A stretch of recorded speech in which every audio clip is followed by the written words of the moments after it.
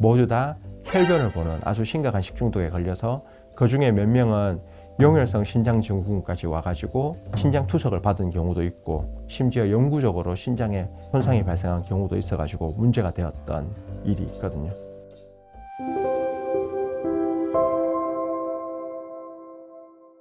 그러면 이렇게 이제 우리가 그 세균성 식중독에 살펴봤고요. 이제 바이러스성 식중독은 여러 가지가 있지만 대표적인 것은 두 개가 있거든요. 하나가 로타바이러스고 하나가 노로바이러스입니다.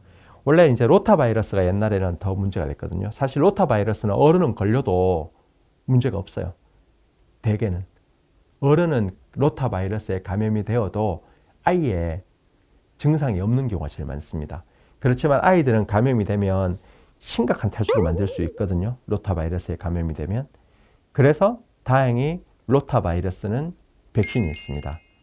그래서 옛날에만 해도 로타바이러스가 아이들에서 집단 감염해서 뭐 학교에서 감염되고 해가지고 문제가 발생하고 아이들이 심각한 탈수에 빠져서 문제가 되고 하는 경우가 많았는데 요즘은 이제 로타바이러스가 발병하는 곳은 그런 로타바이러스 백신을 접종하기 전에 신생아들이 많은 산후조리원에서 발병하는 경우를 제외하고는 아이들한테 발병 경우가 그렇게 많지는 않거든요. 그게 다 로타바이러스 백신이 보급돼서 그런 건데 그렇기 때문에 여러분 이제 로타바이러스 백신은 특별히 백신에 대한 금기사항이 있는 아이가 아니라면 맞는 것이 가장 좋습니다. 그래서 로타바이러스 백신을 하시면 되고 이제 겨울철에서 더 중요한 거는 노로바이러스 감염이거든요.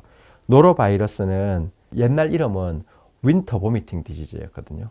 그러니까 겨울에 토하는 질병이었습니다. 그래서 보통은 여러분 생각과 달리 겨울에도 식중독이 많은데 그 이유는 대부분의 세균은 덥고 습해야 힘이 세지거든요. 그렇지만 대부분의 바이러스는 춥고 건조해야 힘이 세집니다. 그래서 노로바이러스도 춥고 건조한 겨울철에 힘이 세지거든요.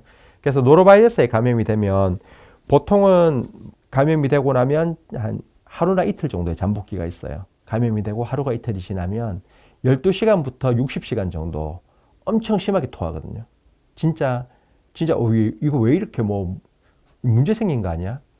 이거 혹시 뇌출혈인가 싶을 정도로 심하게 토해요. 그래서 12시간에서 60시간 정도 지속되다가 지대로 낫는 경우가 제일 많은데 걸리면 되게 힘들거든요. 그래서 근데 이제 이 노로바이러스는 감염되는 경로가 노로바이러스에 걸린 사람의 토사물이나 아니면 대변 이런 것에 음식이 오염돼 가지고 그 오염된 음식을 먹고 걸리는 거거든요. 그러니까 쉽게 말해서 위생 상태가 좋으면 많이 줄일 수 있는 겁니다. 근데 실제로 이 노로바이러스 감염이 된 환자의 토사물이나 대변을 일부러 만지고 그게 음식에 넣지는 않잖아요. 그러니까 자기도 모르게 그런 노로바이러스에 걸린 사람의 토사물이나 대변이 묻어있는 물체를 자신도 모르게 잡았다가 그걸로 그대로 그냥 요리를 한다든지 뭐 물컵을 잡는다든지 식기류를 잡는다든지 그렇게 해서 걸리거든요.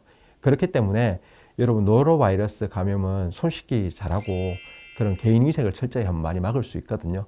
그래서 그 겨울철에 노로바이러스 감염을 줄이려고 하면 이제 애들 들락날락 할 때 손 잘 씻기시고요. 어른도 마찬가지고 그 다음에 이제 그 음식을 하기 전이나 또 식기류로 접시 이런 거 만지기 전에는 꼭 손을 씻는 습관을 하면 이거 많이 줄일 수 있습니다. 그리고 이게 너무 심하게 토하기 때문에 병원 진료는 보셔야 됩니다. 저도 몇 번 걸려봤는데 이거 진짜 심하게 토하고 설사도 심하게 해서 겨울철에 되게 힘드니까 병원 진료를 보시는 게 가장 좋습니다. 그리고 참고로 말씀드리면 노로바이러스는 증상은 12시간에서 60시간 정도 지속되다가 사라지지만 한 열흘에서 보름 정도까지도 바이러스가 나오거든요. 다 낫고 난 뒤에도. 그렇기 때문에 다 나은 상태에서도 바이러스를 뿜어요. 그래서 이 바이러스를 그러니까 어디로 뿜냐 하면 대변이나 이런 데 나오거든요.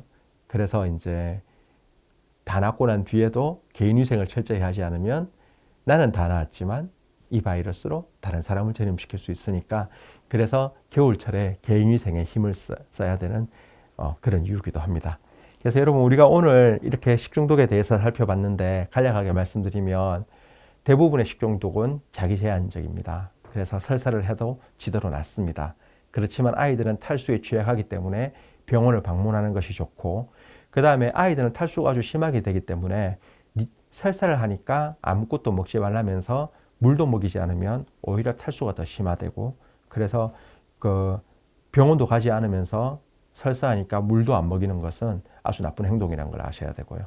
그 다음에 이제 혹시나 출혈성 설사, 설사를 많이 하다 보면 끝에는 항문에 점막이 자극되어서 조금 피가 나올 수 있지만 처음부터 아주 심한 출혈이 나온다면, 피가 막 섞인 설사가 나온다면 그것은 살모넬라 식중독이나 오이로칠균 같은 균에 감염된 것이므로 그때는 무조건 병원 가셔야 된다는 거.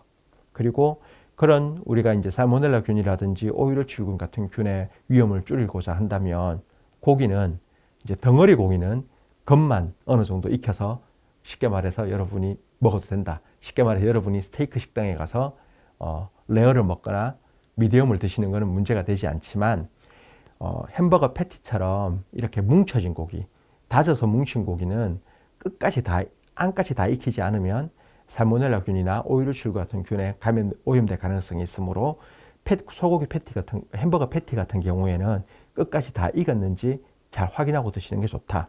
햄버거 패티가 아니더라도 뭐 고기 경단이라든지 이런 것도 마찬가지라는 걸 아셔야 되고요. 그 다음에 비브리오균은 어른한테 큰 문제가 안 되지만 아이들한테 안 좋을 수 있으니까 될 수 있으면 여름철에는 회나 그런 해산물을 날 것으로 섭취하는 것은 아이들은 여름철은 피하는 것이 좋고 겨울철에 하는 것이 보다 안전하다. 그리고 이제 바이러스성 식중독 같은 경우에는 로타바이러스는 백신을 맞는 것이 좋다. 그 다음에 노로바이러스는 겨울에 잘 걸리고 엄청 심하게 토할 수 있어서 겨울철이더라도 개인위생, 손을 씻고 특히 음식이나 식기류를 잡기 전에 항상 손을 씻고 하는 것에 관심을 기울여 주셔야 한다. 이런 내용이 오늘의 요약입니다.